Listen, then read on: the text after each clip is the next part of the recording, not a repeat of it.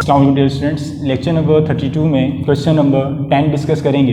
Question number 10 discuss करने से पहले प्रीवियस लेक्चर में मैंने आपको दो कंडीशंस बताई थी कि जब L1 और L2 परपेंडिकुलर हों तो स्लोप्स में क्या रिलेशन होता है, और L1 और L2 दो लाइंस अगर पैरेलल हों तो उसमें रिलेशंस में स्लोप में क्या रिलेशन होता है, वही चीज़ हम यहाँ पे यूज़ करेंगे। क्वेश्चन नंबर 10 में आपसे कहा गया है the line passing through these 2 points, the line passing through 2,5 -3,2 is perpendicular to the line passing through 4, -1 and x, 3। वो लाइन जो इन दो पॉइंट से पास हो रही है वो परपेंडिकुलर है। किस पर परपेंडिकुलर है? उस लाइन पर जो इन दो पॉइंट से पास हो रही है। नाउ अब हम पहले इन लाइंस को नाम दे देते हैं। Let L1 be the line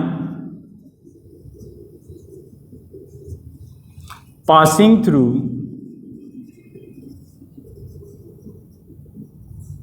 L1 किन पॉइंट से पास हो रही है?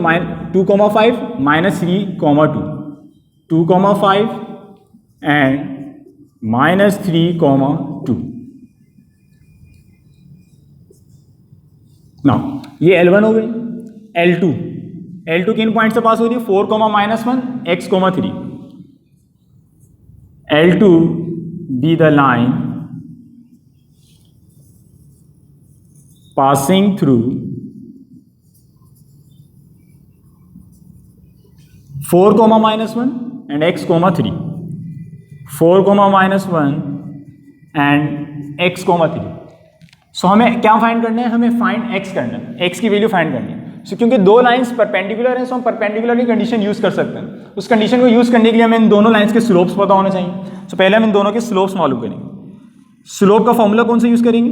क्योंकि हमें इस लाइन पर दो पॉइंट्स पता हैं, सो हम स्लोप का फॉर्मूला यूज करेंगे m equals to y2 - y1 upon x2 - x1। पहले हम स्लोप मालूम करते हैं L1 का। Slope of L1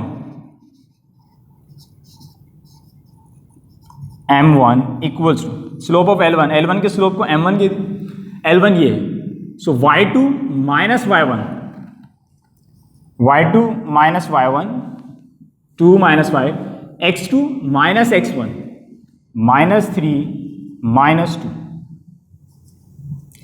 2 - 5 is -3, -3 - 2 is -5, minus से माइनस कैंसिल, 3/5। ये आपके पास वैल्यू आ गई m1 की, L1 का स्लोप आ गया। नाउ अब L2 का स्लोप फाइंड करेंगे, सेम फॉर्मूला ये यूज होगा। स्लोप ऑफ L2 m2, इस लाइन का स्लोप मालूम कर। सो y2 - y1, y2 is 3 minus फॉर्मूले का, then y1 itself negative, x2 - x1, x -1, 3 minus plus 3 + 1 4 upon x -4 as it is. ये स्लोप आ गया L2 का। नाउ अब हम यहाँ पे स्टेटमेंट देंगे, since L1 is perpendicular to L2, L1 क्योंकि L2 के परपेंडिकुलर है, therefore m1 equals to -1/m2। या तो आप ये कंडीशन यूज कर लो या फिर प्रोडक्ट वाली कंडीशन यूज कर लो, आपकी मर्जी।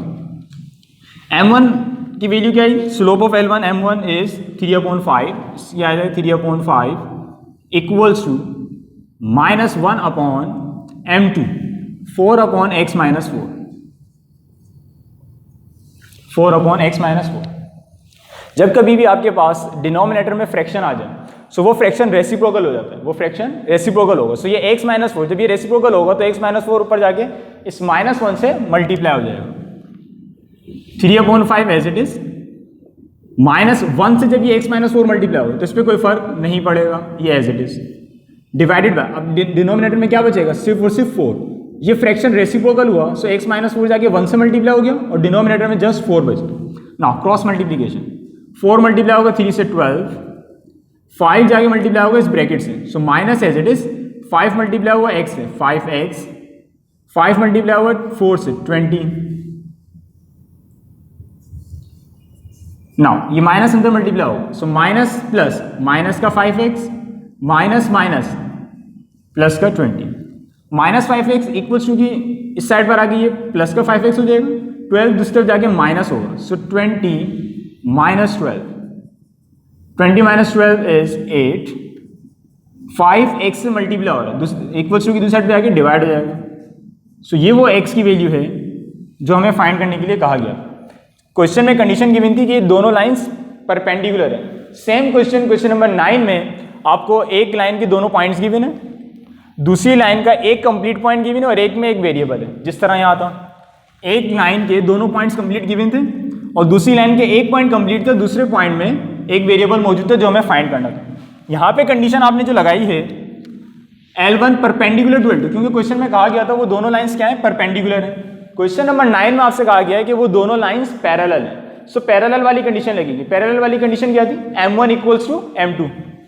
परपेंडिकुलर के लिए क्वेश्चन एग्जैक्टली इसी तरह से होगा, आपने यही सब स्टेटमेंट देनी है, स्लोप का फॉर्मूले का रेफरेंस देके M1 M2 निकालना। क्वेश्चन चेंज होगा यहाँ से, यहाँ आपने कंडीशन चेंज करनी होगी। क्वेश्चन नंबर 9 में क्या होगा, L1 is parallel to L2। अगर L1 और L2 पैरेलल है so M1 equals to M2, parallel वाली कंडीशन यूज होगी। वैल्यूज पुट करोगे, क्रॉस मल्टीप्लीकेशन, सिंप्लीफिकेशन, y का आंसर आसानी से आ जाएगा। इंशाल्लाह हम नेक्स्ट लेक्चर में फर्दर क्वेश्चन डिस्कस करेंगे।